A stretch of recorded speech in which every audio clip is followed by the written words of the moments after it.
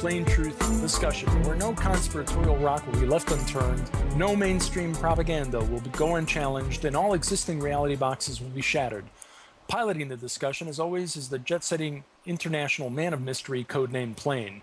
Co-piloting the storm clouds are Time Monk veterans, the tea-drinking rabbit Oolong, and myself, Firm. Tonight's frequency is being broadcast across the secure Time Monk radio channels. So sit back, buckle your seatbelts, and ensure all overhead bins are secured, because we're definitely in for a very turbulent ride. Tonight's topic is destabilization. It's not just Venezuela. Plane, take it away.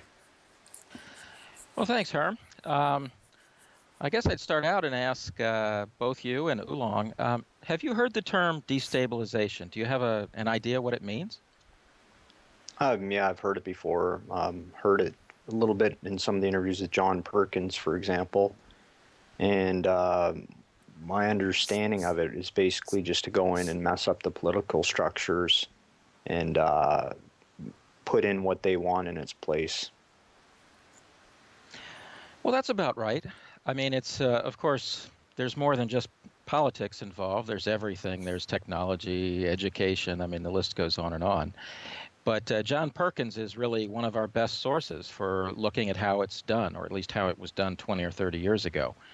His book, Confessions of an Economic Hitman, really does wonders to understand that there are layers of it, right? He talked about his level, which is the economic hitman, and then they have, let's say, jackals, right? These people start getting nasty.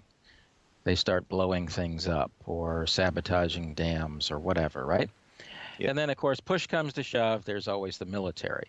And I guess with today's more sophisticated operations like you see in Syria or Libya, there's the private gangs, the terror gangs that have been used in history, like the British in Malaya. Because there's always a way of, if you pay the money, to accumulate enough people who will go attack and destroy. That's just human nature, unfortunately. But that's a rough idea. That's kind of the idea. Herm, are you familiar with the term? Yeah, I heard about the project, and I started thinking about it reading the project for New American Century, where Bill Kristol, I think, and it was signed by a bunch of the neocon luminaries, you know, it looked like destabilization was basically the ordre du jour for the Middle East. Was basically a blueprint for what we're seeing now. Right. And I mean, it's sort of got outlined exactly, you know, which countries would be destabilized and turned into democratic capitalist republics. So that's just to. Well, I would remove the democratic and the republic. Well, that's what. Yeah, but yes, that's the theoretical. Yes, theoretically, yes, right, exactly. I would say some people call it a neoliberal regime, and I think regime is a better term for what might replace these things, like in, say, Egypt. Democracy's okay as long as they elect the people we want, right? Well, yes, exactly. And it's worse than that. They can, you know, we must vet the two candidates, right? So, I mean, it's like you can't even have a challenger because he might say things you don't want people to say. But speaking of this, yes, sure. So a couple of things to think about are there's a manual that's available called something like Special Forces Unconventional Warfare. And that's a few hundred pages of military training so that you can figure out how to go about achieving what you want without putting our boots on the ground. For instance, blowing up a church and leaving a note from the Socialist Party or whatever. Oh, sure, of course. And immediately you have a Twitter campaign, you have everything that the dictator hates his people and he hates Christians and so on and so forth, right? I mean, that's just the way the world works, right? Is he's bad, we're good, and, you know, of course, the reality is we did the whole thing because we want to achieve certain political goals. And that manual is very, very useful, but it's written in a dry, technical, kind of boring way that takes away from the sheer evil genius behind it, right? But I do recommend it. That's a useful start. But to put it down in a more mundane, practical way, let's say a few days ago, Kissinger gave an interview and he said, well, what we would really like, the ideal result in Syria, is to have it break into pieces, right? Have an Alawite region and a Shia region. And, they can continue living. We don't have to kill them all, right? It's just that way they'd all be hopelessly weak and easy to manipulate, and they'd have no choice but to do what we want, or we could control the pipelines or natural resources.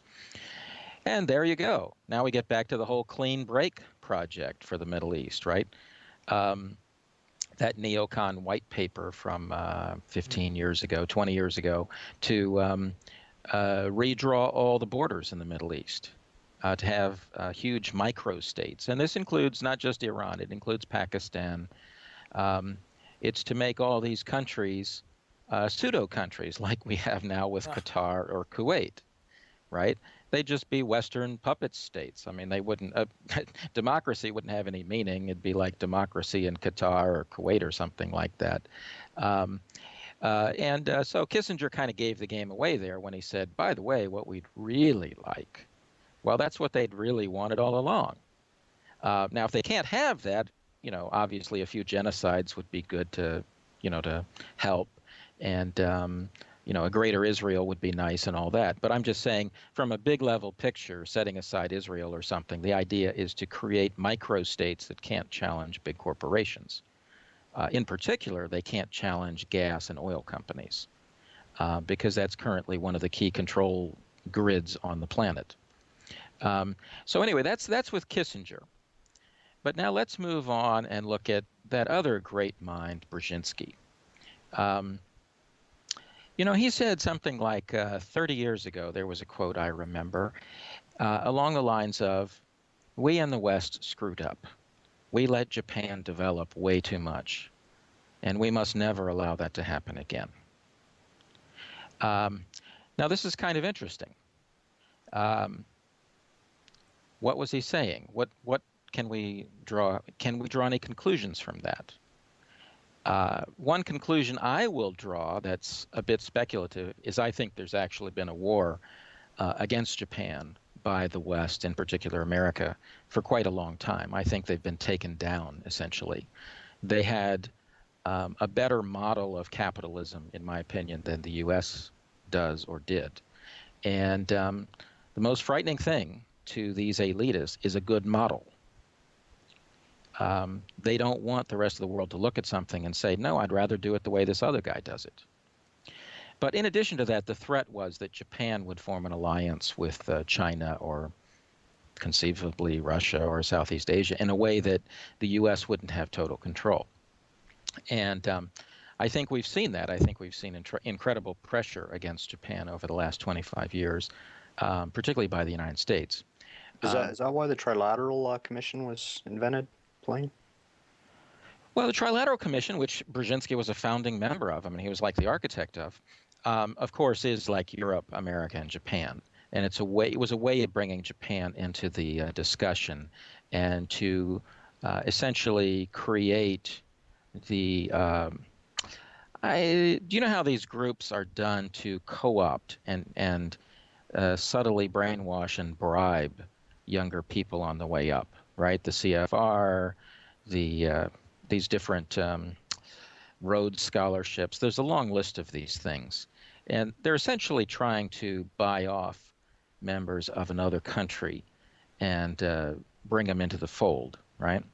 So let's say you want to recruit Indians or you want to recruit Americans and give them the British propaganda. So you give them a Rhodes Scholarship, that kind of thing. So definitely the Trilateral Commission was to bring Japan into the discussion and to corrupt them. And it did do that. It's worked fairly well at that.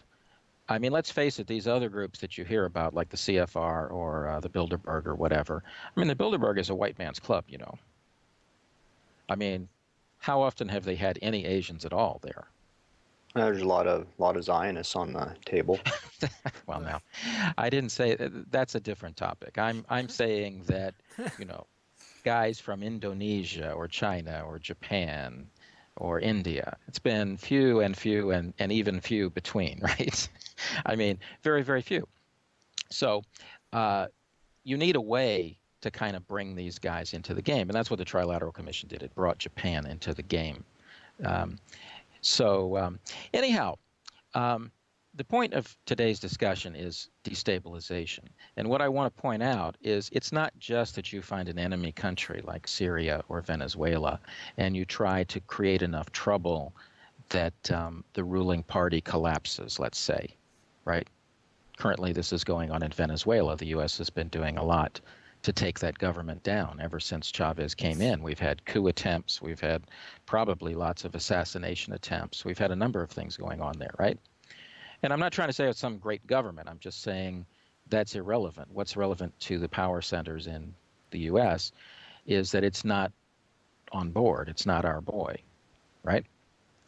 But this destabilization is not simply a question of enemies. It's also friends, or what I would argue are essentially, let's say, factions or industries that you want to take away. Just so, you know, General Motors wanted to take away the streetcar industry, right? Mm-hmm.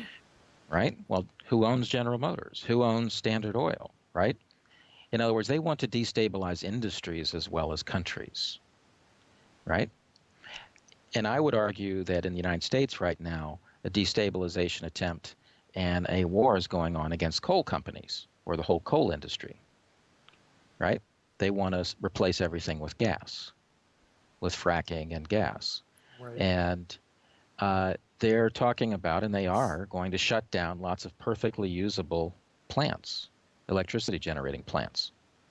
Tremendous cost to the United States. And sometimes it won't even be environmentally rational because they'll just build a new plant across the border in Mexico, right?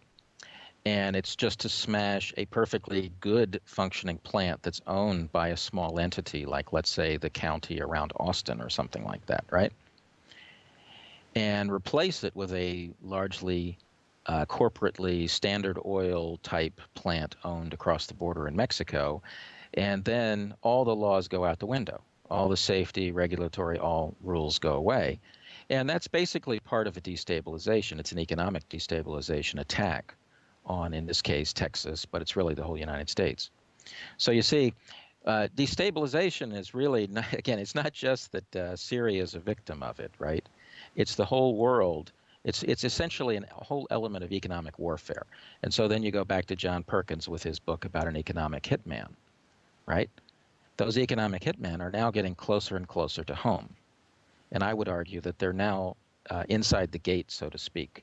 And they're taking pot shots at things all around the United States as we speak. So that, I think, is an important concept. Any thoughts on that, Herm? I was going to ask you, Plain, do you think the carbon tax nonsense that's been going on for a number of years is part of that? Oh, absolutely. Absolutely. Although that's a little higher level in the sense it's to create the control grid and the taxing system and a manipulated market. Mm-hmm. But it's like it also forces these other things they want, the smart grid and the clouds, right? So it's a part of that package. But in the process of doing that, you will harm the industries you want to harm, right? In other words, like coal. Right? Right. You see, I mean, you're using it as I mean, these people are clever and they come up with rationalizations that sway a certain percentage of the public. And they want to make it sound like gas is clean, or for that matter, nuclear is clean, right? Do you know who the biggest force in the world behind the carbon credits has been? Rothschilds? That's what everyone says, and I think that's true at a certain sense, but operationally it's Tokyo Electric. That's right. What? The guys behind, they have spent unlimited money around the world and in Japan pushing this stuff. Because you see, nuclear is the ultimate in clean, right? It's clean and green and everyone's happy, right? Except the people in Fukushima. just don't eat the fish, right? Right. If you live in Vancouver, I would avoid Oh, the fish if I were you. But you see, anyway, so the carbon credits, of course, are again an elitist scheme, right? And you can pick one guy. You can say, "Oh, it's Al Gore. He's like the ultimate." Yes, but he's essentially a Rothschild, you He's a know, poster boy. great great grandchild kind of thing, right? He's not. I mean, he's not capable by himself of doing anything. He's just a front man. Um, but anyway, yeah, I would just point out the carbon credits are part of this whole scheme that you want to attack things. So anyway, now let's go back to countries again a little. Well, wait a minute. Oolong, I didn't ask you. Do you have any thoughts on this whole Well, the idea that destabilization is a bigger concept than just attacking a country? well, most It's of like what a way of life. It's like the economic hitman's way of life. well, something you said was very interesting. You said that the sort of the chickens are coming home to roost in the USA now, which, when you think about these economic hitmen, you think of them as working for the United States to destabilize enterprises in other countries. But why do you think that it's coming to the United States now? Do you think that it's because whoever's controlling these economic hitmen is sort of an international entity? Or do you think that they're being kind of pushed out from some of these overseas ventures and they've got no place else to expand other than on their home soil? Well, that's a good question. I mean, I think fundamentally, I mean, I guess you could say moral or spiritual or karmic or whatever type of reasons for things. But I mean, come on, the funding and the founding of the CIA, you basically said, we promise to only do bad things abroad, right? Assassinations, theft, terrorism, blowing up dams, all that stuff is fine as long as it's over there, right? Then they'll just high five the NSA and get them to do the rest. Well, it's not just that. The question is, look at the kind of person you're going to have to hire, right? You're going to have to hire people who more or less enjoy doing that kind of thing, right? They aspire to do that, right? They get together at certain parts in Georgetown and in DC, and they say, "Job well done, mission accomplished," right? When they do something like, blow up a bridge somewhere or whatever it is they do, shoot down a plane somewhere, right? You really think those guys care about Joe and Jane six-pack in Kansas and their, family and going to work and church and everything? Are you kidding? They You've killed their hired own mother. these guys. Yes, exactly. You're hiring guys who they would if the price were right. I mean, they'd sign it in blood. It's just a question of the price, right? And the rewards. So I think it's partly just what goes around comes around. You just can't expect to do this kind of stuff. Now, you also, of course, create tremendous resentment around the world. There are other factors that bring this back home. But then the other thing is you've trained guys in skills that are very, very specialized, right? How to, whatever the example is, how to wipe out the electric utilities in a country, right? Well, I mean, if you were in their shoes, why would you stop? Why wouldn't you? The biggest market in the world is the U.S. There's more money to be made in the U.S. than there is in, say, Brazil, right? True. It's all about consolidation, I guess. So I think it's a combination of factors, but I'm just saying the chickens are coming home to roost, and that's absolutely clear. So now I think we can move on a little bit and talk about going back to the more normal level of, let's say, countries or regions like the Middle East. We'd say, why do you want to weaken a country, or what does it mean to create problems, or what are some of the uses, right? We can all easily imagine that you want to make some money, right? You want to get a better price for oil or something, right? Like in Libya, you just want to steal it. Okay, that's true. But there are a lot of other purposes too, like you can want to use a country for war. It can even be just to cause massive refugees, which of course cause huge problems for a receiving country. But in British colonial theory, imperial theory, they have textbooks on these things. There's a topic essentially called a continental dagger. And of course, this is from an arrogant British point of view, but the continent is always to be controlled, right? Weakened, controlled, destroyed by wars, right? That's a British perspective. And Sergei Lavrov, the foreign minister of Russia, in different speeches has talked about that. Russia was destroyed by being Britain's continental dagger in the past. And, you know, Lavrov goes around the world saying to other countries like India, don't be a sucker. Don't die for the good of London or New York, right? And don't kid yourself. London and New York are willing to use other countries like Turkey or India to get in some war that at the end, the only winners are far, far away. So right now you see things like in Turkey, they've been used and they've been harmed greatly by this war against Syria. And obviously, key figures have gotten billions and billions of dollars in bribes, which is one of the key reasons they've gone along with this thing. And then their vanity, they thought they might create a greater Turkish empire and stuff like that.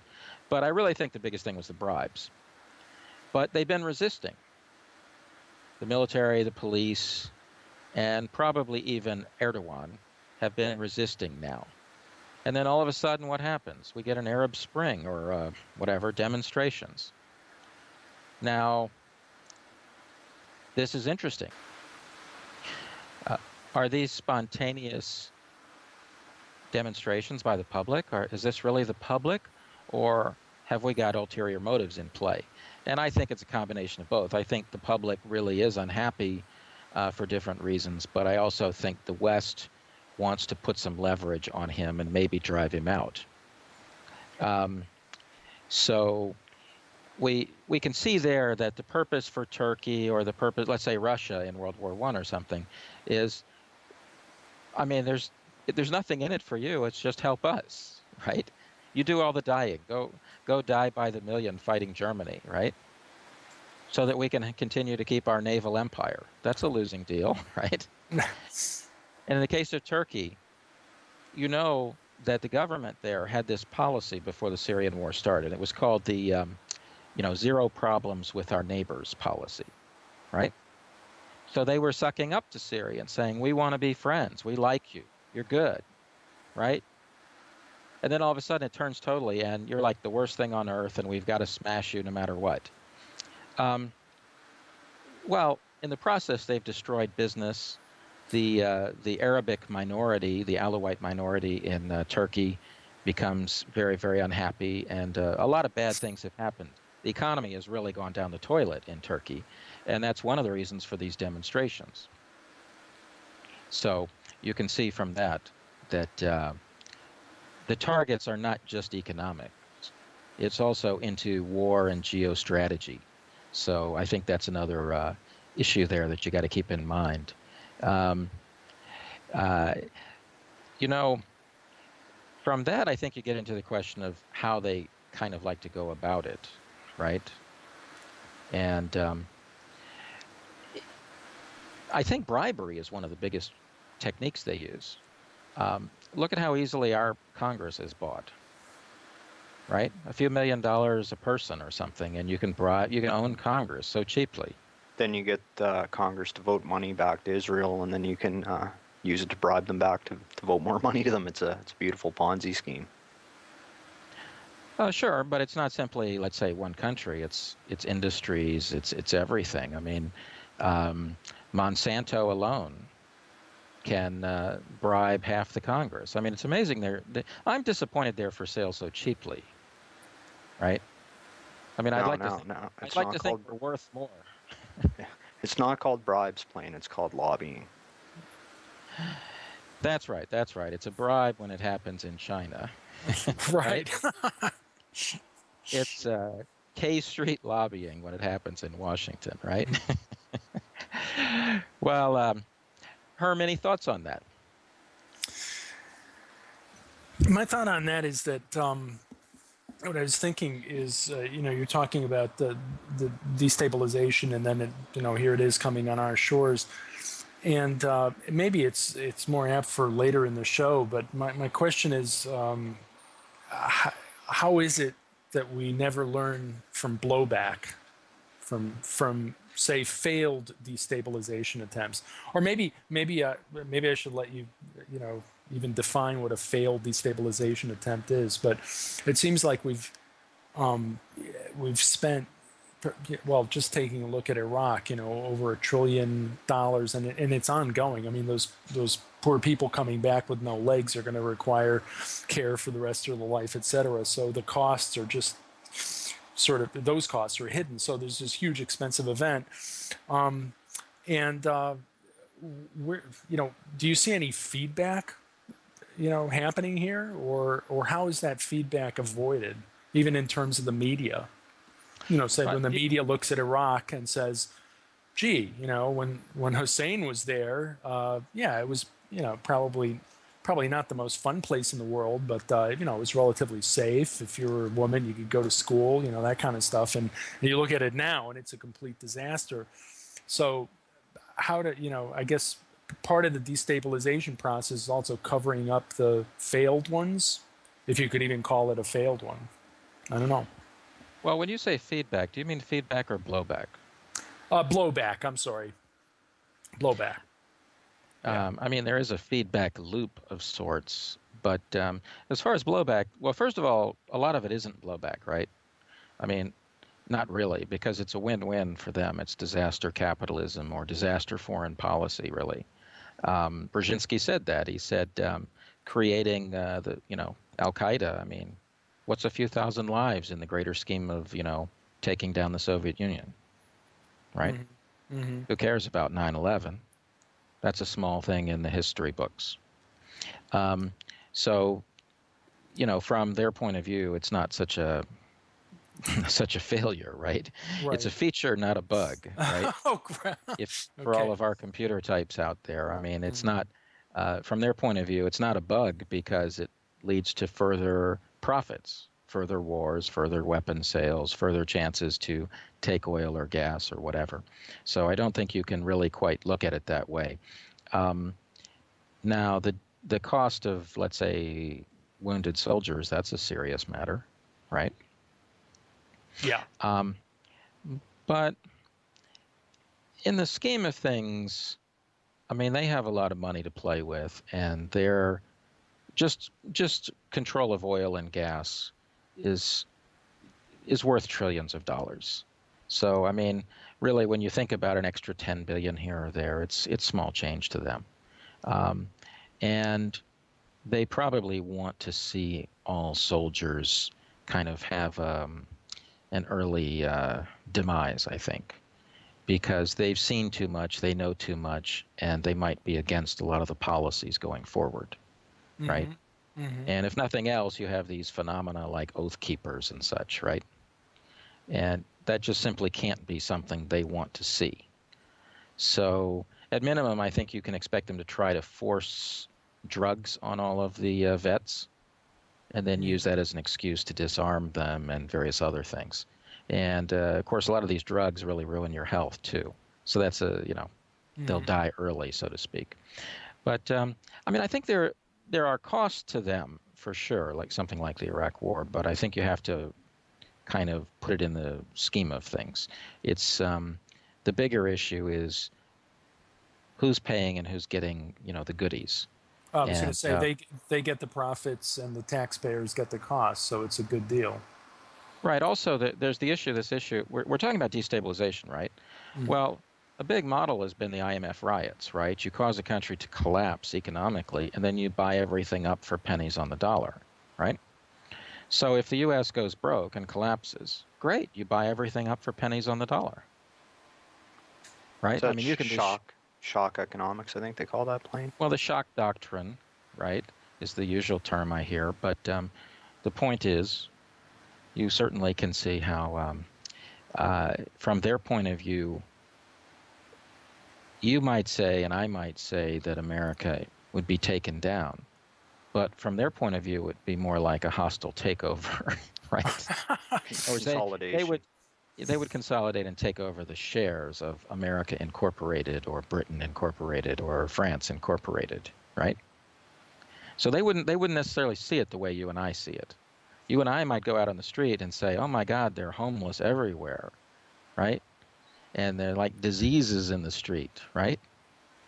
But that might not bother them. They might see that as a profit center, right? Well, there's money to be made in selling drugs. There's money to be made in, organ transplants, right? Or blood donors. You know what I mean? There's a market here, right? Well, you laugh, but I mean, there's a huge market. I agree. Right now in Syria, right? There's a huge market for taking desperate women and selling them. The families sell their daughters to the Gulf states, to sell them to Qatar, the people who are causing the problem in the first place, right? I mean, when you got no food, you'll sell your daughter.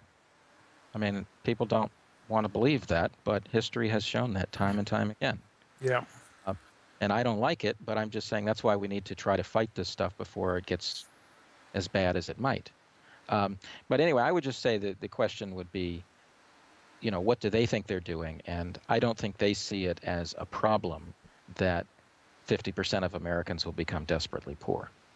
They're going to live in the nice neighborhoods. They're going to have security guards and police everywhere and drones and spy cameras and stuff like that. And they don't think that the 50% are going to inconvenience them. That's their thinking. And it's up to us to prove them wrong. Right? Yeah.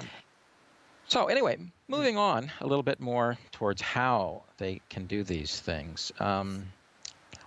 So I was in an airport recently, and they have lounges, right? You go in there and you get free propaganda, like the Financial Times, which is the Rothschilds' personal paper, and they had Foreign Policy, which is a magazine. Have you heard of that, Oolong? Have you heard of Foreign Policy magazine? Yeah, I think it's put out by the CFR, is it not? Yes, it's now, there used to be there still is Foreign Affairs, right? And it's all like dry and right, but it tells you the evil they're up to, right? This is much more colorful. This is for the modern world, right? This is for the dumbed down people who need lots of graphics, colors, right? Stuff we've grown up on video games and things, right? And it's amazing. It's like even, ads to go to, study at Harvard or something. You're gonna need like flashy lights and stuff because, that's the new world. Even Harvard's got to look that way. And I see these magazines as being kind of, besides recruiting tools, they're also, what shall we say, they're ways of kind of having the factions, like the various Luciferians and Satanists and on and on and on. All these guys kind of try to work out their differences, right? So that they combine and do their evil against others as opposed to themselves. But it's very revealing. I mean, you look at this, and this copy I just picked up, and it's got an article in there about Doctors Without Borders and the founder, Jacques Beres. And anyway, this is going to show how old I am, that I always thought of it as Médecins Sans Frontières. I thought of it as a French group, and it was, in my mind, a DGSE group, which is French intelligence. And at some point they changed their name to be Doctors Without Borders because they kind of wanted to ingratiate themselves with American and British intelligence. And anyway, so the head of it there, he's talking about how bad things are in Syria, and right, and it's like, well, isn't it interesting how these groups, right, always go where where they're going because you know who they are. This doesn't mean the naive doctors who volunteer are bad to go help poor Guatemalans or something, but I'm just saying, don't kid yourself. That's the way the world works. They have all of these groups. And if you look in this Foreign Policy magazine, you'll see endless examples of NGOs and charities and endless things, university, this, that, and the others. And it's all part of their empire. It's a sophisticated empire. It's even really more sophisticated than John Perkins talked about, right? It's now even more heavily on the propaganda side and the modern media side, right? But anyway, though, when you see how things work, like this Doctors Without Borders or Médecins Sans Frontières, they go in places and they supposedly are helping, right? Okay, but I mean, if you go into a war zone and you help, you're right. I mean, in Vietnam, American medics were American soldiers, right? I mean, you're helping soldiers, right? I mean, you're not some neutral party. You're part of a war, right? And they're also great cover for spying equipment, intelligence, that kind of thing, right? And so we should have an idea of who they are. And I'm not really trying to pick on them. I'm just saying this is a small example of how modern war, modern destabilization is packaged. It's got fancy magazines now, like Foreign Policy, with all these bells and whistles and colorful graphics and whatever, right? I mean, here's an article for you. Oolong, you'll like this. Give Sam Walton the Nobel Prize. Oh, that's why not? Why not? Obama got one for doing absolutely nothing. Page 22. I swear it's in front of me. Page 22 of this latest issue. Give him the Nobel Prize. Now, I say that's exactly right. And I say that's why we need to get rid of the Nobel Prize. It's exactly because of these degenerate criminals like this who, give us such obvious propaganda and trouble. Anyway, so this is the NGO infrastructure. This is the propaganda charity side of imperialism, right? We're supposedly doing good things. And I've said this before a few times, but it's well known that the hotel industry has been full of spying gear and spies for a long time, right? It used to be it was one of the few good covers you could provide to people, right? If you put a Hilton in Paris or you put a Hilton in Beijing, right? You could take it to the bank that a lot of the employees there were essentially intelligence operatives. And you could also take it to the bank that the expensive rooms are just wired for sure. And so the other day I was in Osaka, and they have this new Hyatt, and it's incredibly nice. But it's dirt cheap. It's like less than $100 a night or something, right? Now, you're saying, wait a minute, the spa alone has got to cost, you know what I mean? I mean, that should cost $30 a night, shouldn't it? Right? I mean, the list goes on, right?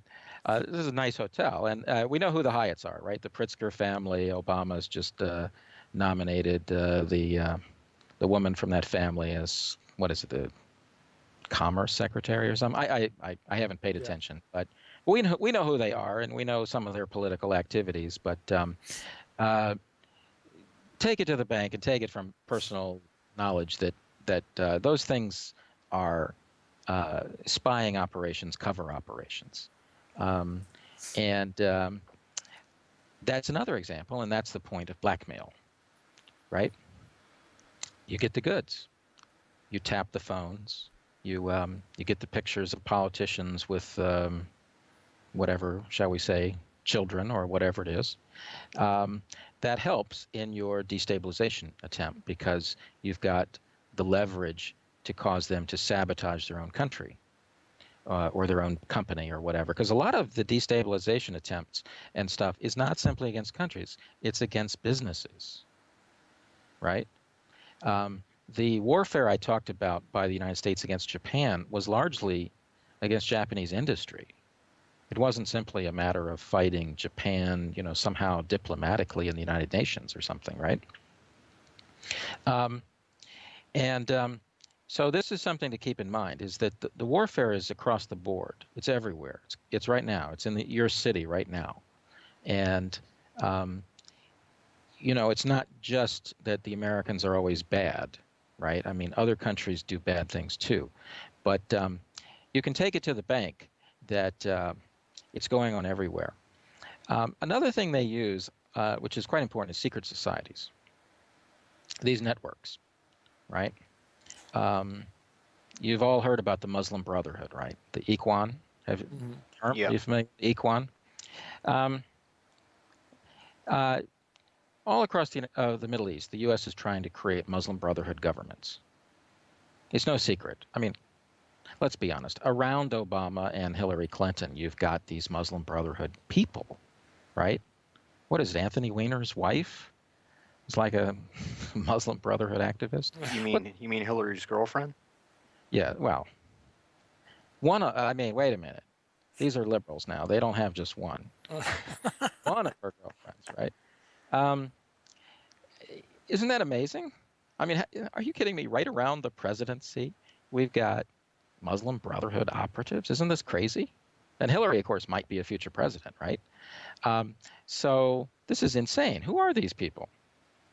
Well, unfortunately, it's not just skull and bones, which, after all, is the Russell Trust, and they're really headquartered in Princeton. So, you know, these secret societies are all over the place, and they're basically dangerous. And there's that famous quote, that famous speech where President Kennedy talks about how secret societies are totally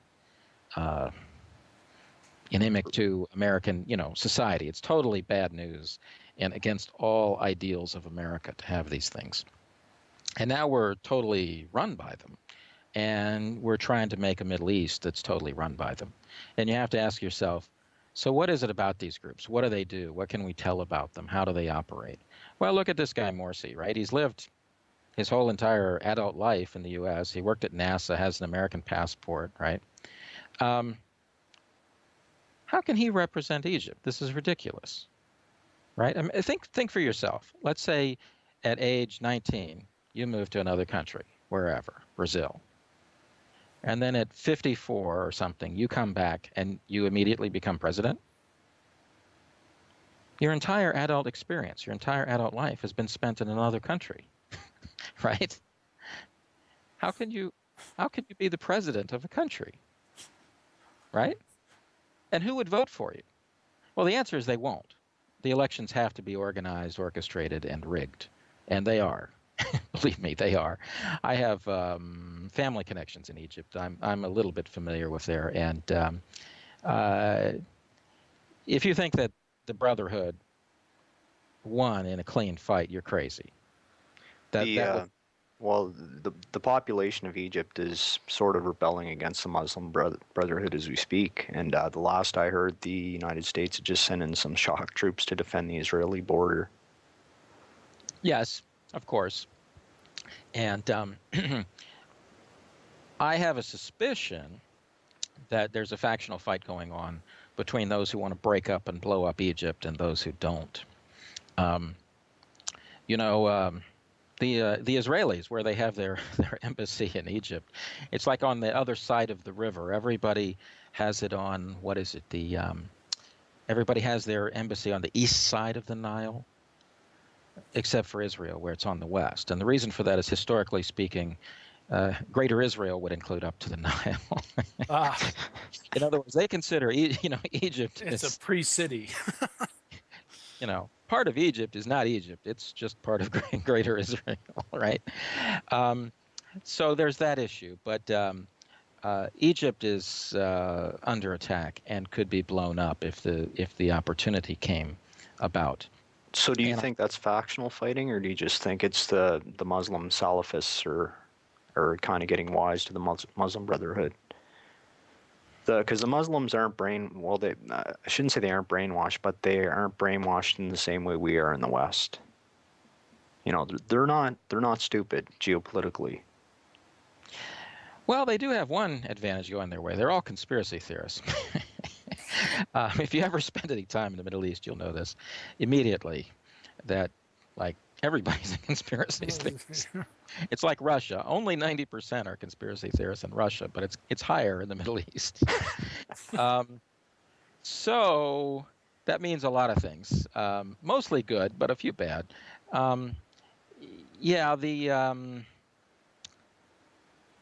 In a way, though, their problem is the same as the problem in the States. The people in the top are corrupt, evil types, and they have money, like the Saudis or the Qataris, right? And they fund things. And then the closer you get to receiving that money, the more you have to just bow down and take their money, right? And then at the bottom, you've got a lot of young people who are kind of naive, right? 18-year-olds or something. And the 1967 war, this is just a historical memory, right? To them. So they don't quite relate very well. It's something your grandfather was involved in or something. So we kind of have an issue there where they are waking up, and this is very good. Because it's now, again, a lot of things have happened in the last few years. This Arab Spring was meant to be a blitzkrieg, in my opinion, and it's failed. And this is now causing them, I don't know if you will call it blowback, but it's causing them trouble with a lot of their plans, right? Mm-hmm. They wanted to, in my opinion, blow up Saudi Arabia by now. If you listen to General Wesley Clark's speech with the plans, it's famous. You've probably seen it on YouTube, where he talks about after 9/11, there are these different countries we have to destroy in war, right? And he doesn't know why. Have you seen that, Oolong? Are you familiar with that? I would assume that's just similar to the PNAC document, isn't it? Is that the one where they talk about such and such being the pivot and then Saudi Arabia being the prize? Or is it something different? No, this is different. This is Wesley Clark giving a speech saying, when after 9/11 happened, he was there, and he said, he's being told from insiders, we're going to go to war against Iraq. And he's saying, why? Is there any evidence they did anything or had anything to do with it? And he said, no. And then a couple of days later, he says, the news is a lot worse. We're going to go to war with 7 countries. We're going to take out, right? We're going to take out Somalia. We're going to take out Libya. We're going to take out Syria. And then, right? Iran. And anyway, the point, though, is I think they wanted to do a lot of this stuff a lot sooner. And that's why they're becoming so frenetic or crazy. And we're at risk of a huge war in the Middle East, because if they can't do it the way they had wanted to with the Muslim Brotherhood and fake mercenaries and such, then they may decide that, well, we couldn't get what we wanted. We're just going to have to use, smuggled in nukes or whatever it is they want to do. I really don't know, but I'm just saying I think their plans have fallen apart. And as you were saying, Oolong, about are they waking up? And the answer is yes. I mean, you can find on the internet many videos now of former, whatever you want to call it, takfiris, the radical Islamic types, who say, hey, we're just being used. This is a CIA setup, right? And they're now waking up to the fact that the Saudis have been in on it, the Qataris are in on it, and they're just good brothers with the Israelis, for that matter. So does the House of Saud think? How do they think they're going to escape this? I mean, they must know what the plan is, and they must know that they're going to be in the crosshairs at some point in time. Well, now we're speculating. I think they have been working long and hard with Russia and China to try to figure some kind of salvation, I guess you would say. They've certainly spent a lot of money preparing their. I mean, they got cities in southern Spain now that they can all run to. But I don't know. I don't know if they can save themselves, because it's such an artificial country to begin with. And the oil is in the other part of the country from the whole political power, right? It should be quite easy for the U.S. to break them up. I really don't know. But I can say there's a lot of evidence they've been working to try to set up some deals. And I think that's. What else can they do? I mean, what would you suggest for them? I mean, you're propped up by America, and then America wants to throw you away. What do you do? Right? Well, they'd probably cut some sort of deal at the last minute and say, you can keep, 50 billion of your petrodollars or whatever, but you're going to leave the country, and that'll be it. Well, but that's the preparation. That's the cities in Spain. They've already done that. I mean, what I'm saying is, how could they keep their power in the country? Yeah, I don't know if there's any way that they can. The only hope is to get a deal with Russia and China, or a diplomatic deal with the U.S. But anyway, I don't know. That's another long topic. But the point is, all this is going on, and you look at it and you say, well, okay, these secret societies like the Muslim Brotherhood are obviously very important if the U.S. wants to put them everywhere, and if they're around Obama and Hillary in close positions, right? You know what I mean? You have to start to say, wait a minute. I mean, I've seen a picture of Obama 20 years ago with a ring that looks like one of the Muslim Brotherhood rings. This is kind of interesting, isn't it? It's probably just a side degree to Prince Hall Masonry or something. It's the Arab branch of Mason, right? I think that's basically the thing, and the head of it is living in Switzerland, so it's another op.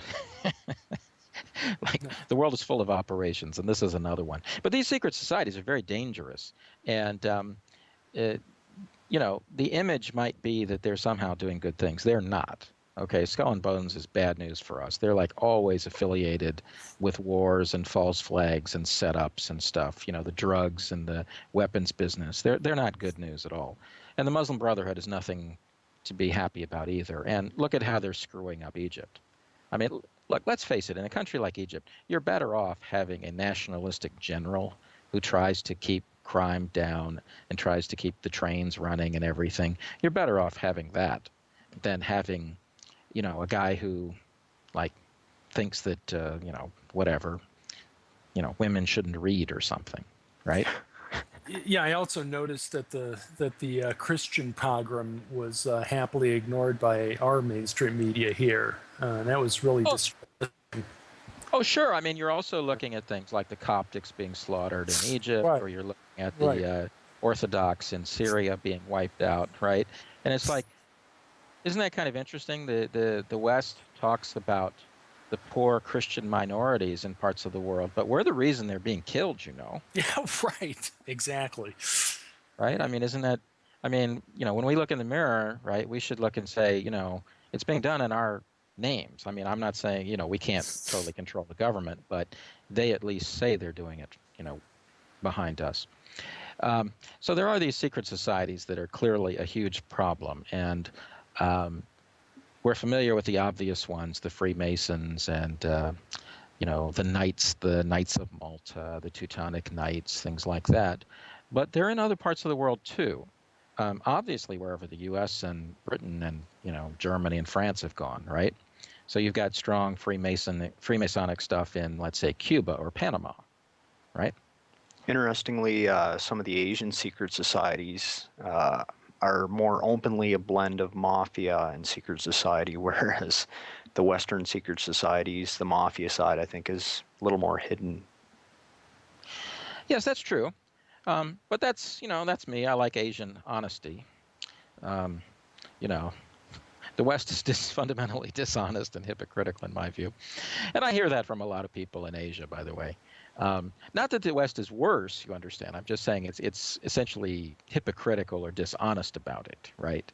I mean, you have presidents who are from, gangster families and whatever, and they talk like they're not, right? It's kind of annoying that they give you all this morality, right? Like Bush #2. It's like he was using biblical terms for the war in Iraq. It's like a holy mission and stuff. It's ridiculous, right? Right. But yeah, you're right. The secret societies are different in different parts of the world.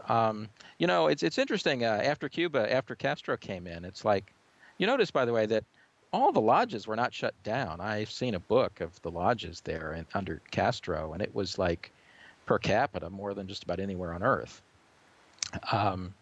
But that's no surprise. Castro was originally backed by the CIA, and I don't know if you know this, but his daughter is close friends with David Rockefeller, meeting him quite often.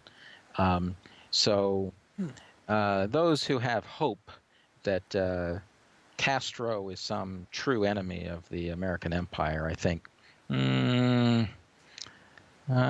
we could go into that's a long topic, but I think that there's a guy named Gonzalez Salvando, I forget his name, but he goes into a lot of the stuff of Castro, and he originally was a refugee from there as a kid, and he thought that Castro was a communist, and then later he realizes, Castro is famous for speeches that are an hour long, and many of them are like without any notes, right? And he's repeating endless quotes from famous fascist or Nazi theorists, right? Page after page.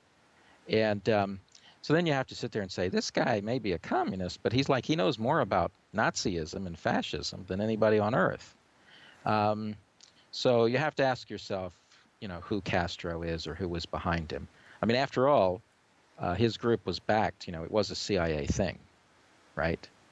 And then supposedly he betrayed them, and he all of a sudden saw the light, the road to Damascus, and he became a communist, right? One wonders. But anyway, that's a topic. But it does get into, I guess, what I'd say is the next thing. It overlaps from the secret societies, like the CIA is essentially a secret society of sorts, the Muslim Brotherhood, Freemasonry. Then you get into where I think we are today, which is modern attempts of doing things. Like you notice we have Arab Springs, and now we had a Turkish Spring, perhaps. And have you noticed what's going on in Brazil? Have you seen that, Herm? Yes, appears to be whether they're spontaneous or not, there seems to be a lot of riots going on right now. Yeah, people are apparently allegedly mad about the bus fare rates, and also right. I think that the politicians voted themselves political immunity of some sort, I guess, to do whatever they want. Yeah. Well, wait a minute. You mean they weren't immune already? Man, I thought you were immune from all crimes as a politician in Latin America, man. I've been down there. I've spent some time in Latin America. Are you kidding me, man? They're just flat out immune, and their money's immune too. I mean, they have banking secrecy in Latin America. Don't kid yourself. It's just you don't. But anyway, that's a different topic. But what they have is a system that, believe me, all the politicians can steal millions, put it in the accounts that are the modern equivalent of bearer bonds, and they're not really bearer bonds, but they can't be attached. They can't be attacked, and they're private. Believe me, that it's everywhere over Latin America. The politicians are such crooks; it's painful. But anyway, I tell you what, I saw photos of Arnold Schwarzenegger, supporting the protesters in Brazil. It's not just about whatever their currency is, pesetas or whatever they call their small units. It's not just a 20 cents. And then Hollywood types, right, with the same kind of poster.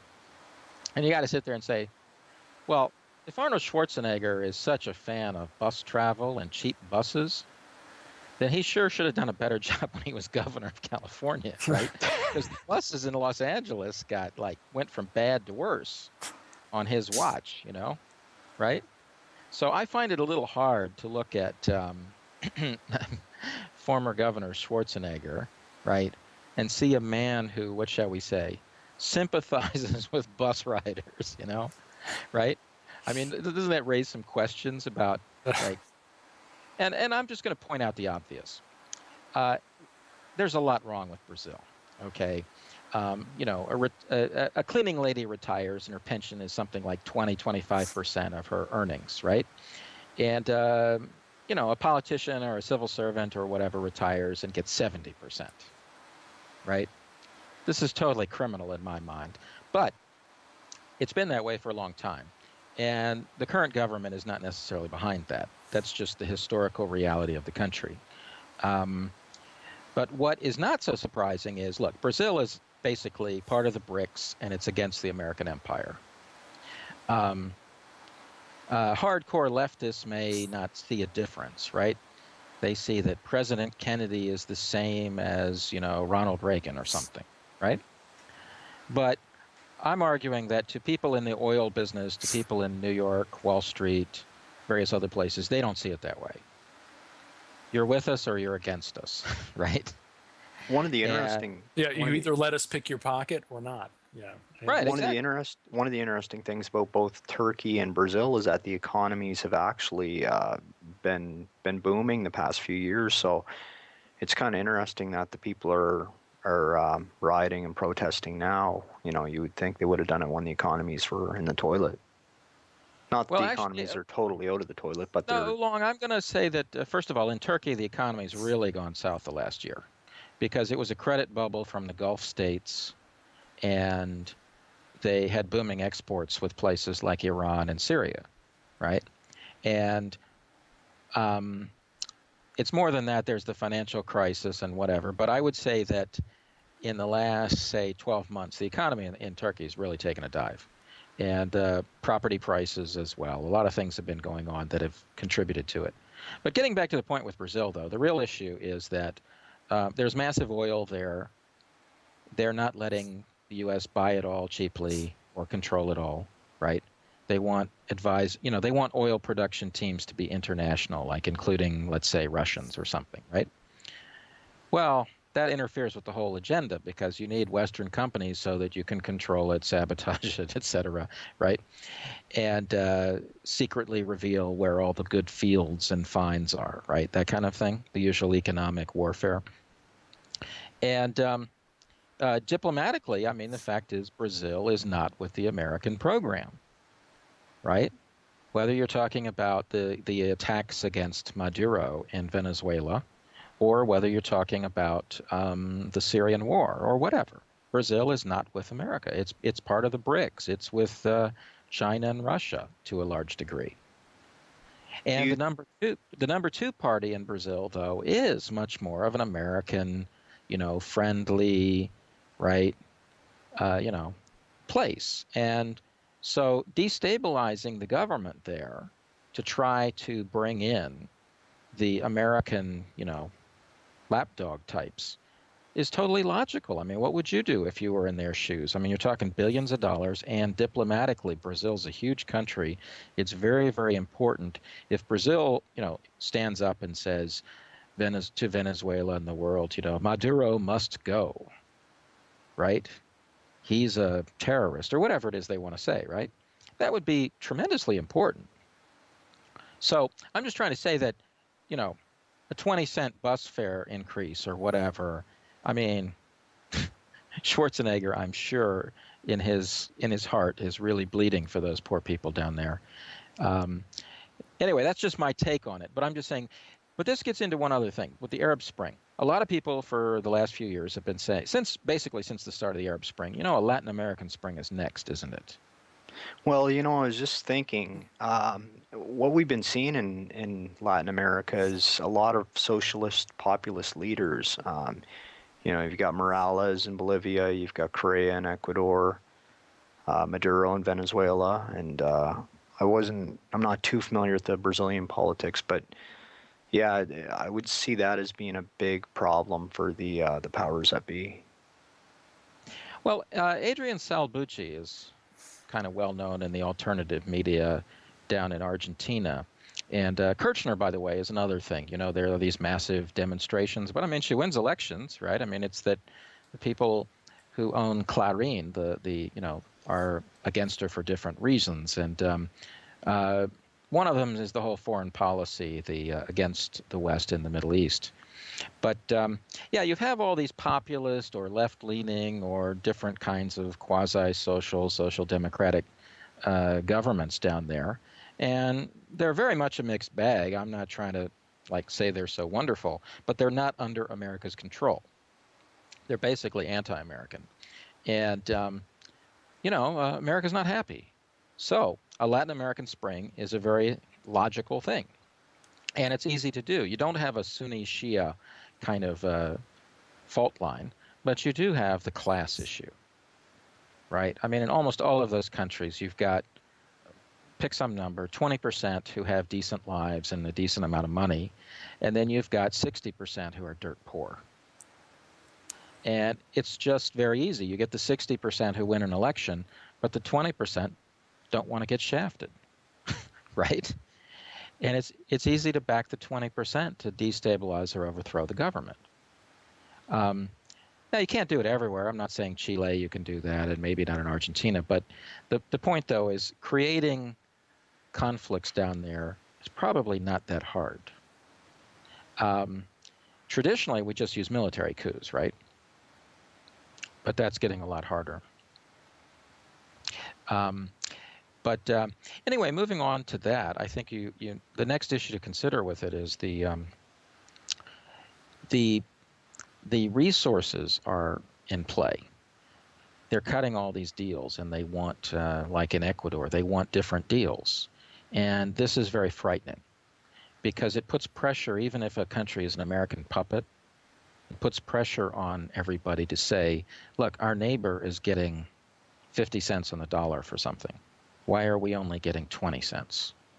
Right? What I've noticed in a lot of these countries, you've got some that are doing outright expropriation of resources, but you've also got a lot of stealth appropriation by taxation, and I think that's ticking off a lot of companies. I think Kinross actually just walked away from their Fruta del Norte mine because the taxation scale was just off the charts.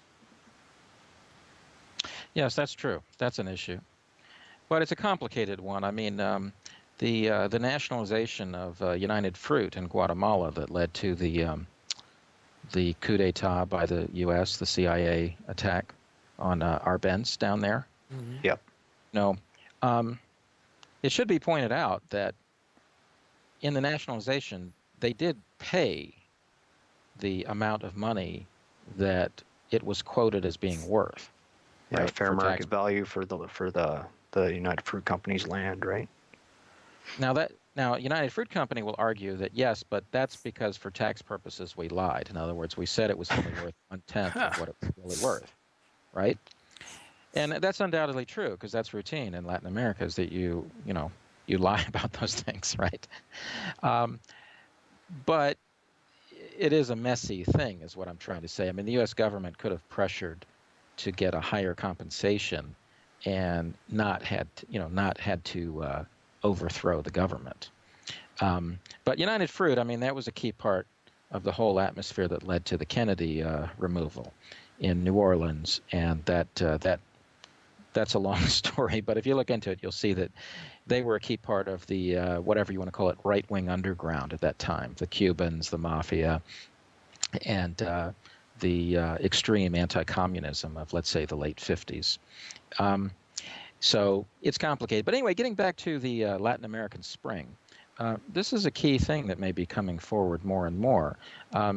I think it's probably time to talk about Venezuela a little bit. And this is a long, difficult topic because it's like a country that's been messed up for 30-some years, right?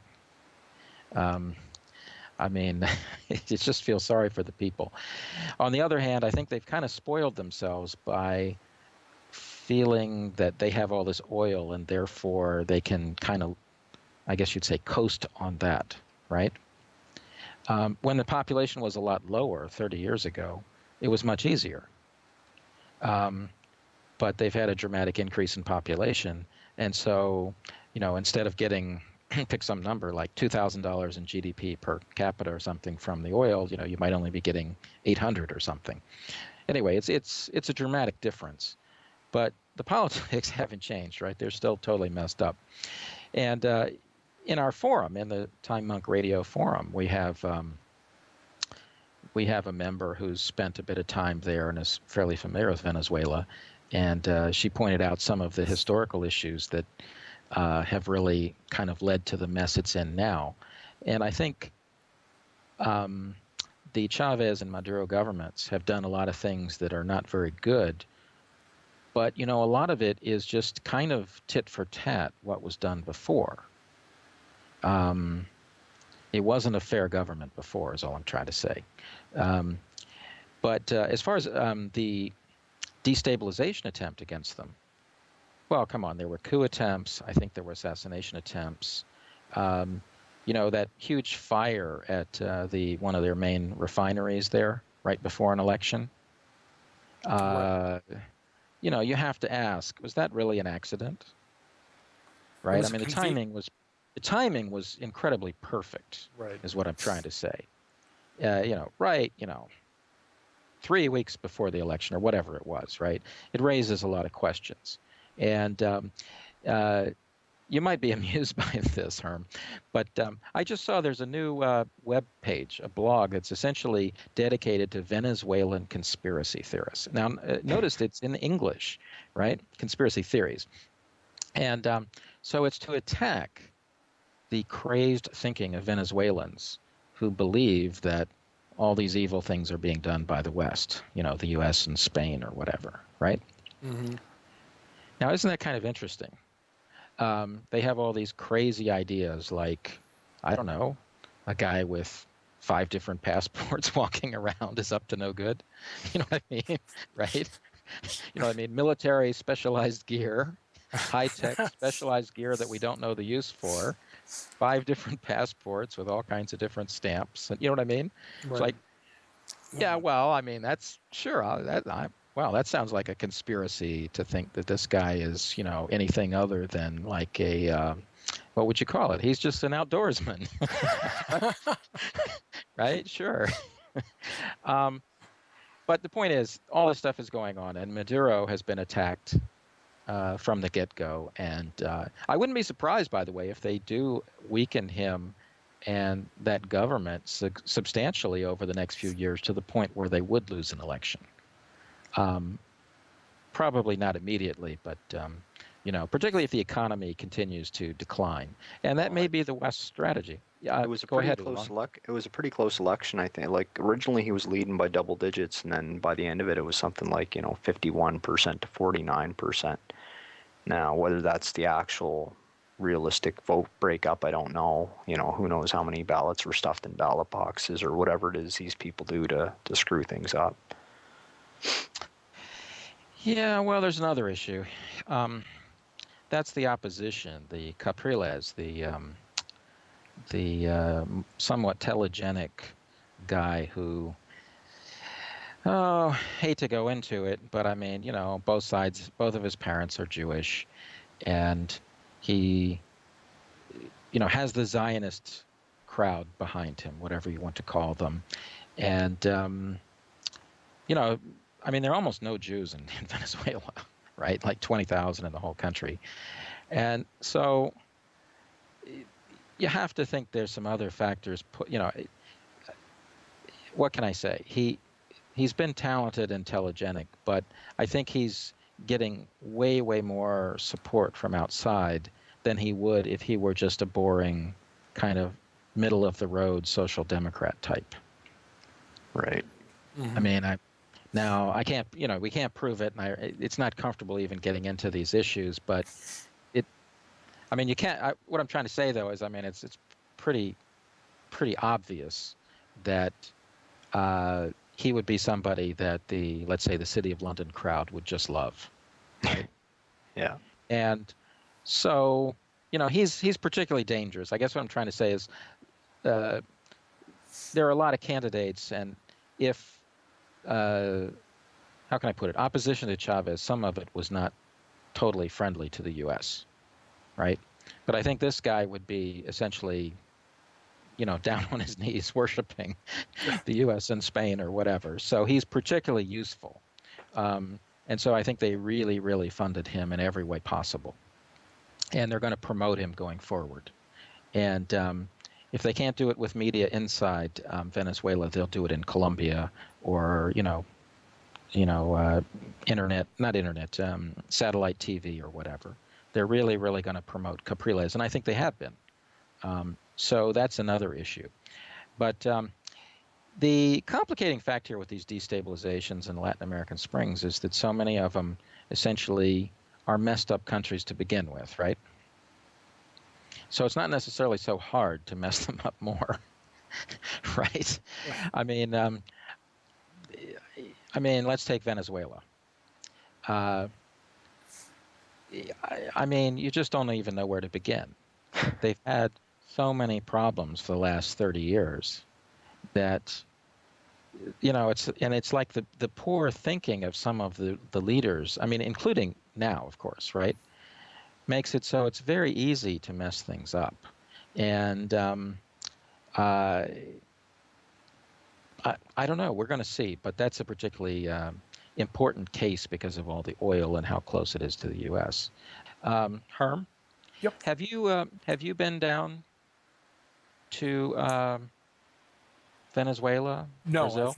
No, I have not. But I did want to ask you one thing while we're on the subject of destabilization and the Latin American Springs, is that I noticed that a couple months ago there was a very large financial/economic conference in Brazil that cemented the ties between the Chinese business development concern, and Brazil. And I think it was as I was noting it, I thought, gee, look at this. It looks like there's going to be, even though China's having its problems, quite a lot of Chinese foreign direct investment into Brazil. It's already happening now in terms of agriculture, but it's really going to start increasing after this deal. And and you're talking about the Latin American Spring, and gee, about a month later is when all that stuff starts. Of course, again, coincidence. And I know that there's also quite a large amount of Chinese investment in Venezuela as well at this point, in terms of some of the outlying gas resource development. So I guess what I'm wondering is, how do you see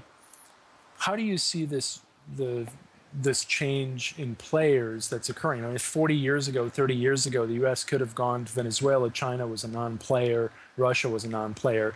Now, the U.S. may be trying to do something in Brazil. Clearly, is trying to do something in Venezuela. But there are, opposing players on the world stage that have reached large enough economic powers so that they start to matter. I mean, how do you think this is going to play out, say, using Latin America as an example? Well, I think we have historical examples when Japan was in her prime and tried to do all kinds of things like build a new Panama Canal. And we can see that from John Perkins's discussions, interviews, not just his book, but I mean interviews.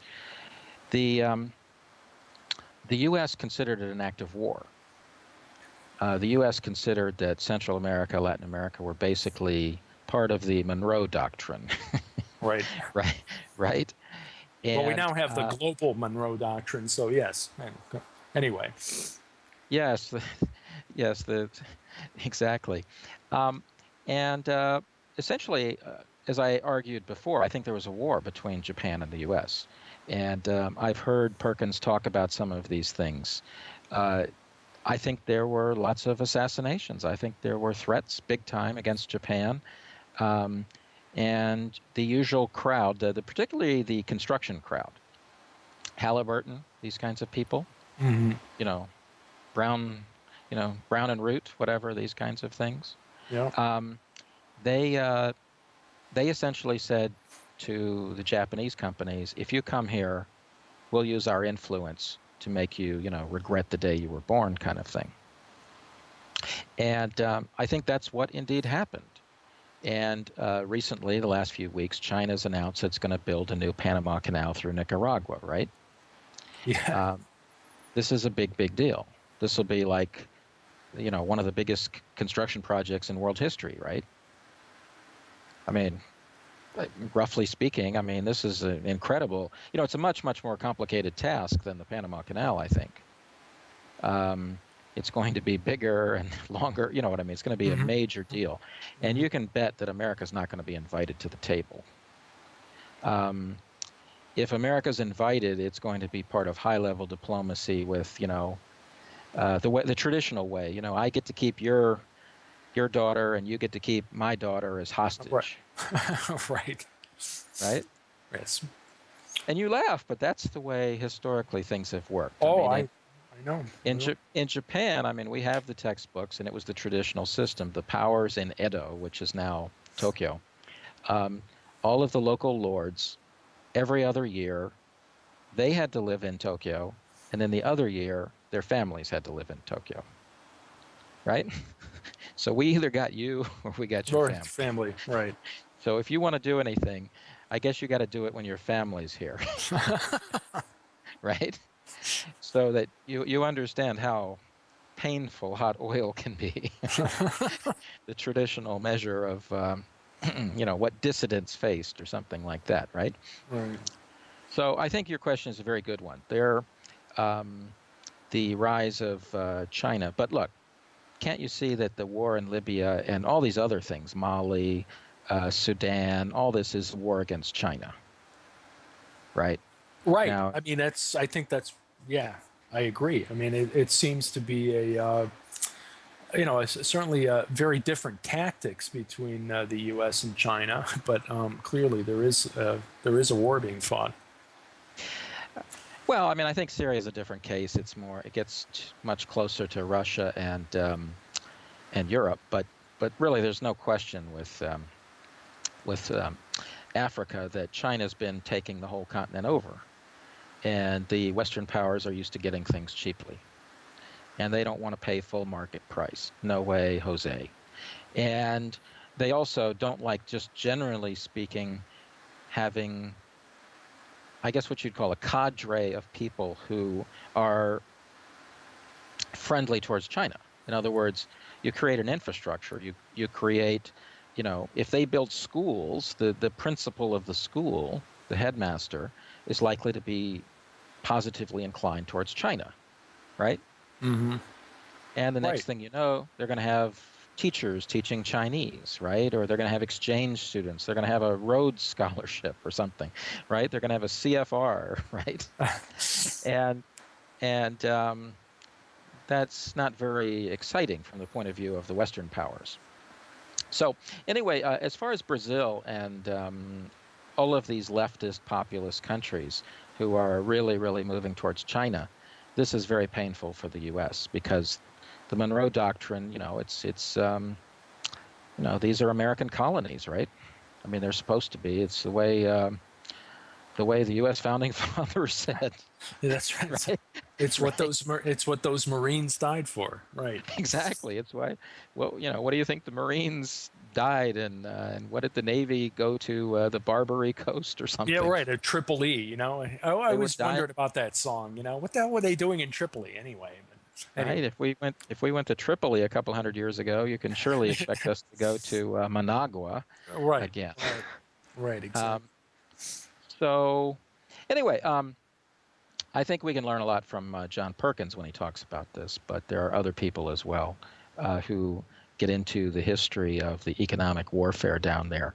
And I wouldn't be surprised if Nicaragua now faces great destabilization attempts. As a matter of fact, I've even read that Ortega said that. He said they were threatened by the U.S. If you do this, if you sign this deal with China, essentially we consider it war. And so don't be surprised if, well, first of all, he's going to have to start avoiding planes, right? We know that, right? Or sky, I guess, if they get. Well, yeah, right, skies. And I wouldn't buy these fancy Mercedes Benzes that seem to be hackable. You know what I mean? Whatever it was, like Princess Diana, whatever her car was, I don't want that model. The same thing the Rolling Stones editor just had happen to him, where he supposedly flew off the highway and hit a tree and blew up right after exposing some of the U.S. generals. Right, exactly. Although I think he had, what shall we say, the engine was like 50 yards away from the car. Yeah. And now when I studied physics and things like explosions and whatever, 50 yards is a pretty impressive distance for the engine to go. And, it's like the tree isn't damaged. I mean, you know what I mean? I think that was there was some extra help put in there. Yeah. Yeah. Like significantly extra help, the kind that you and I do not have access to. Let's put it that way. Right. But the point is, as far as Brazil, it's the same story. And what I'm saying is these protests there, to me, are very likely supported because the government is not going along with what America wants. It's selling stuff to China, and they don't like it. They want to get stuff for, as I said, 20 cents on the dollar, and that's the American way. And it has been for a long time. And it's unfortunate because America could do far better. If we didn't handicap ourselves by all of the bad policies, like intentionally dumbing down the kids and giving, poor food additives, and the list goes on and on. If we didn't intentionally handicap ourselves so much, we could compete far better, right? But that's not the agenda. The agenda is a world global empire. And so that's kind of why we're screwed, unfortunately. But I've predicted a few things recently. I predicted that destabilization was going to come to Lebanon and they've been working on it hard the last few months. And I've been waiting for a Latin American Spring, because I think it was pretty obvious after the Arab Spring that this is how they would attack those leftist populist governments in Latin America. And it's going on, and I think it's going to get worse. Let's face it. Let's say the leader in Brazil agrees to not increase by 20 cents bus fares. You don't think it'll go away, do you? I mean, the social problems there are immense, right? The class problems, the pension problems, the educational system there. It's kind of like a disproportionate amount of the money goes to universities, right? And then you don't have decent primary schools. This is ridiculous, right? So the upper classes, or the whatever you want to call it, the middle class, can send their kids to a decent university. But if you're in a poor neighborhood, you can't even get your kids through primary school, right? They hardly have chairs. So this is grossly unfair, but it sounds like you're describing the Washington, D.C. school system, by the way. You're talking about Brazil, right? Okay. Well, did you ever see that movie, Brazil? You remember that movie? No, I mean, I never saw it. How long did you see it? I have it on DVD. I haven't watched it yet. It's on my long list of things to do. Well, when that first came out and I saw it, I watched it a couple of times, and I just said, this guy, he really has insight into the future, because that's the future of America. It's like high tech, but totally broken. And of course, a bureaucratic police state, that's a given. But anyway, it's kind of like an alternative future where, what can I say? You have high tech, but you also have like ancient tubing everywhere. You know what I mean? It's an interesting vision. And I'm afraid that the United States has been turning more and more into Brazil. And I actually, by the way, Herm, I've been saying that for 25, 30 years. America's turning into Brazil.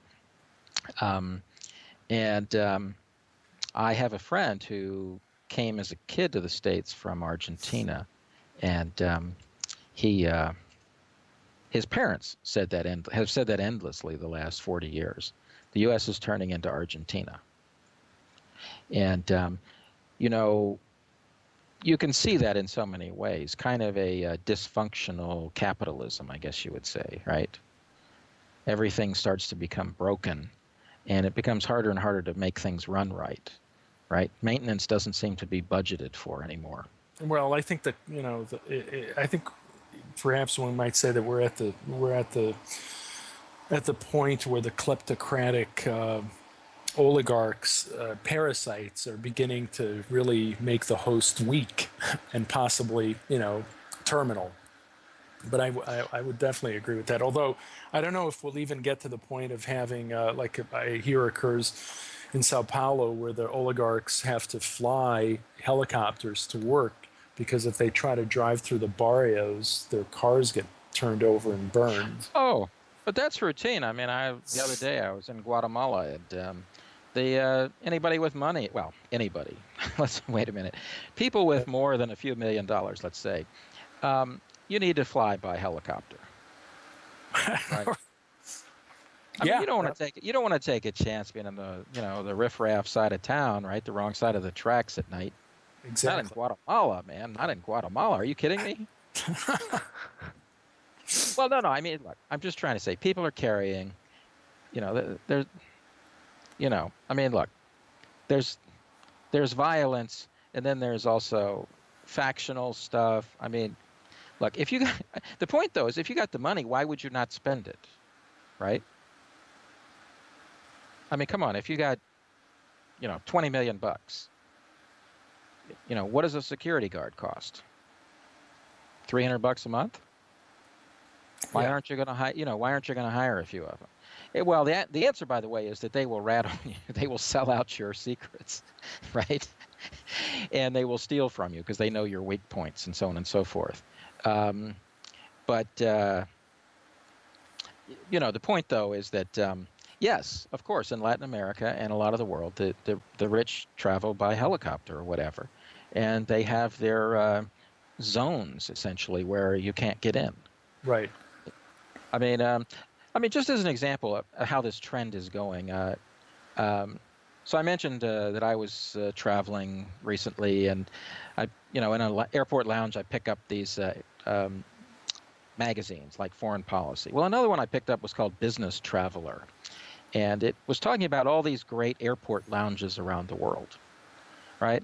And I didn't know this, and I guess maybe my budget is maybe I'm a little too, what shall we say, Scottish. But there's a first-class terminal in Frankfurt, right? So it's a special terminal for only first-class passengers. And you got your own personal guy to handle all the immigration stuff, right? And you get shuttled by like in a limousine car. So in other words, nobody can see you is the point, right? And you certainly don't have to be seen by the riffraff traveling in economy. Right. Right, but even the other riffraff in first class can't see you if you want to just, right? So, obviously some movie star can travel that way, right? Tom Cruise. But, just a routine, famous whatever, weapons smuggler or whatever, you know what I mean? The usual types of people who travel first class. Corporate CEOs, right? They don't want to be hassled by riffraff. And so now they've got their own terminal, right? I mean, everything, you name it, it's there. I mean, right? It's not like a lounge for them. It's their own terminal. Hey, right? I mean, between I guess when you get to a certain amount of income inequality, then it's good to start splitting off from the riffraff, right? I mean, it makes sense to me. The riffraff starts getting annoyed.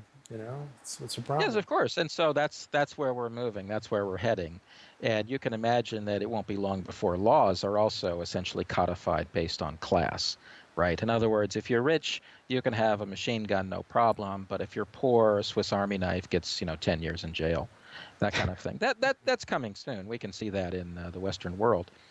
But anyway, though, the issue is this phenomenon is going to be easy to exploit in Latin America, right? I mean, the guys with the money.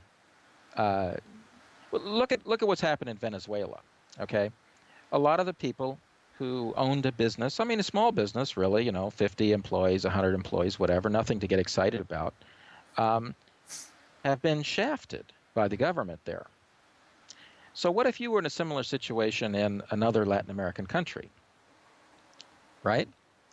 You would see your life's blood, your parents' life's blood, or whatever, your grandparents' life's blood, go down the toilet if a similar government came to power. Right? Mm-hmm.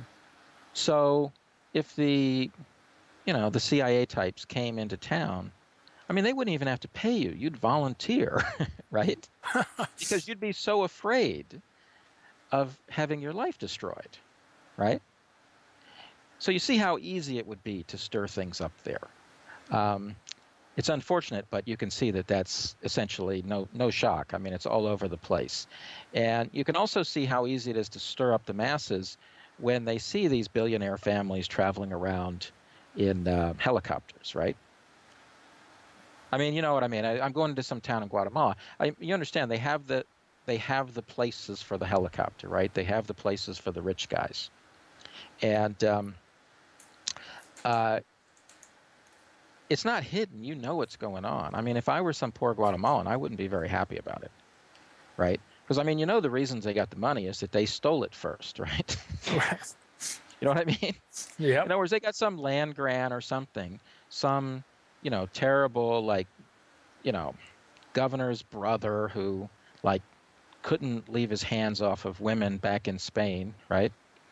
So they were going to either have to put him in jail or do something else. And so they shipped him to a colony, right? And he, because he's the brother of a governor, they say, fine, you can have this, 100-mile zone or whatever, right? 50-mile zone or something. And now the, 500 descendants or whatever run the country or that part of the country, right? And it's like, yeah, but if you're an Indian, you've been on the losing side of this whole deal. They stole your land. They shoot you now and then, like in the Mayan genocide back in the 80s, right? And speaking of that, did you know they took Rios Montt to court? They found him guilty, and then it got appealed to the Supreme Court, and they essentially decided that they had to let him go free. You know, They just, yeah. well, I mean, sure, he signed the documents, but I mean, there wasn't blood. You couldn't put the blood on. No, just kidding. Jeez. We could go endlessly about these problems, but what's depressing is a lot of the people I met in Guatemala were saying, look, the past is behind us. We're moving forward to a better future. And proof of that is that we're doing things like putting Rios Montt in jail. and I didn't want to ruin their illusions. But it's like, it ain't over till it's over, man. Just you can convict somebody, but it ain't over till he's in jail. And even then they might put a double in, which is another topic. But there is a lot of discussion of that in China in the media, that they've got these famous rich guys who get convicted, but they find some poor guy to serve for him, right? So there are scandal sheets there, show pictures of somebody and say, is this so-and-so? This is supposedly some corrupt politician doing time, right? And you look at the pictures and you say, well, he doesn't look like the same person to me, right? Right?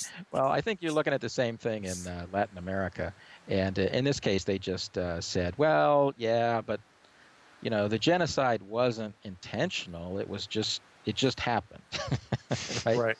So it's kind of like, well, anyway, I could. So what's good for Milosevic doesn't work for Mr. Monty, I guess. Montt. Mm-hmm. Montt. Yeah. Well, yeah, I guess you could say that, although I think Milosevic was given a totally raw deal. I think the West is... Oh, I agree with that.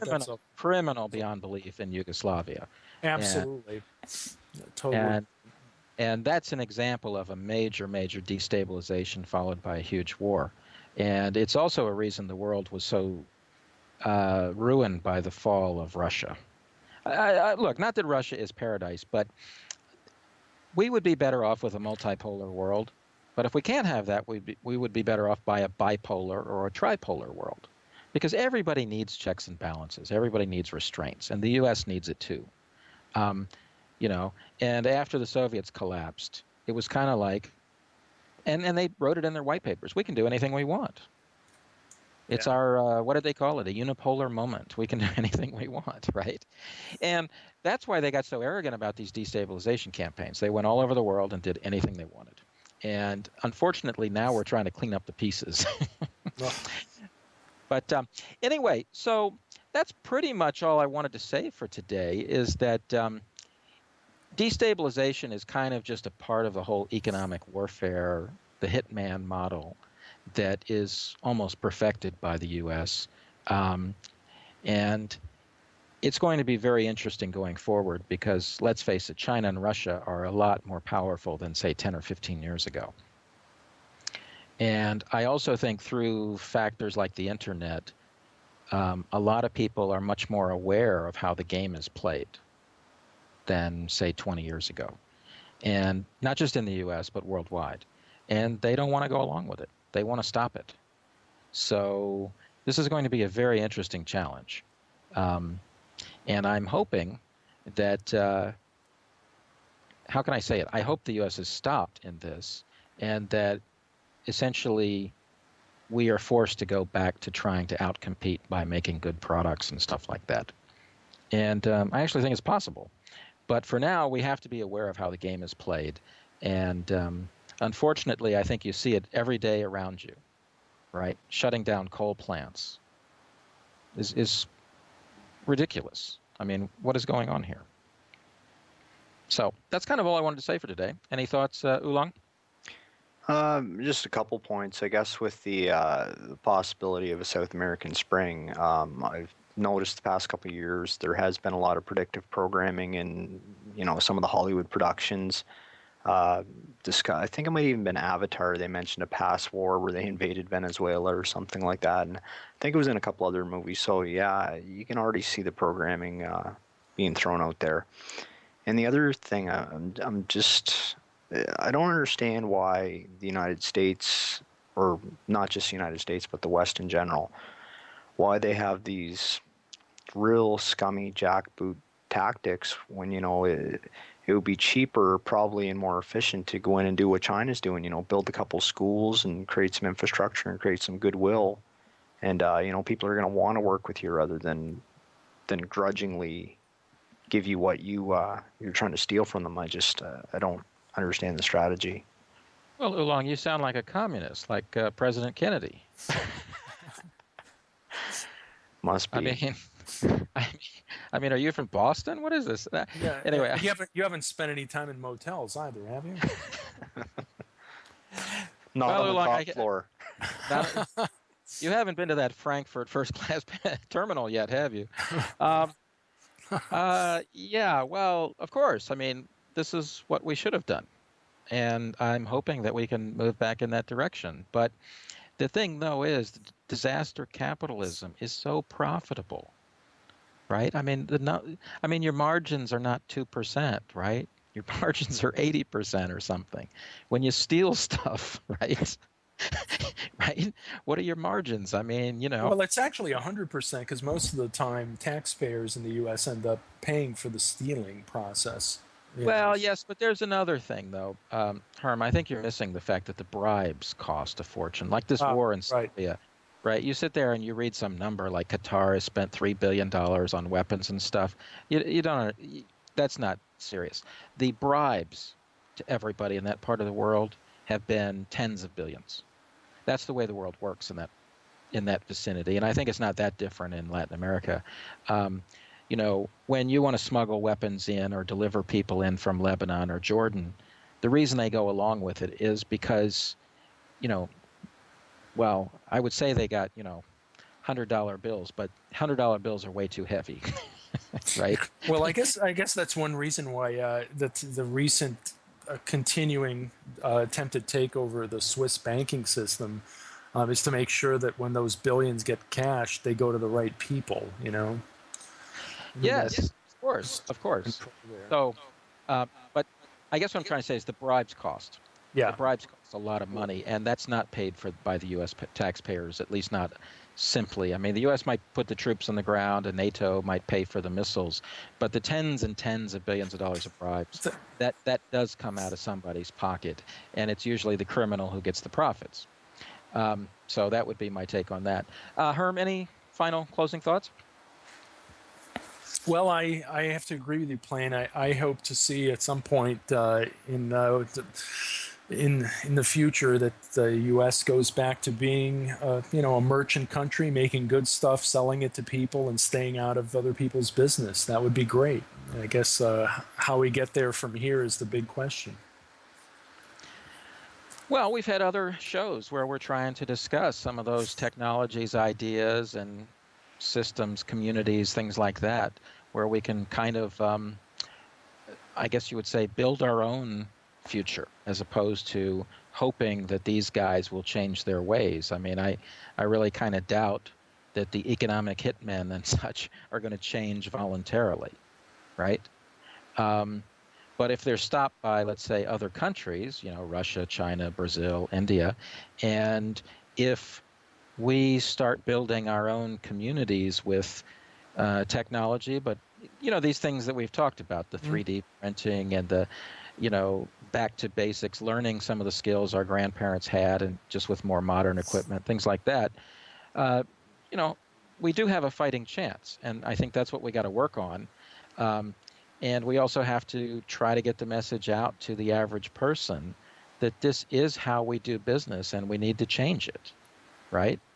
And we really, really need to get people to stop believing these degenerate evil types who talk about morality. And they say things like there's a responsibility to protect, right? Oh, right. And this is just the modern white man's burden, right? We're going to Africa to, make them Christians so they can go to heaven. Well, we certainly got a lot of them to go to heaven. We did a wonderful job of getting them into heaven. Yeah, you either went to heaven or South Carolina. I don't know which is worse. Haiti. Some of them ended Yeah, up in Haiti. Haiti, So right. it could have been worse. It could That's have been true. worse. That's true. But you see, we need to make this move, and that's what we're working on. And so I'm actually kind of upbeat about this. I think we've got a fighting chance because this system. I mean, you use the word tapeworm economics. I think this disaster capitalism and tapeworm economics. I mean, you run out of blood, right? Or whatever these tapeworms live on. Right. At some Like point, like you're the going to old run out saying of blood. goes, Yeah, you can that's not a shear sheep. What's the saying? You can shear a sheep many times, but you can kill it only once, right?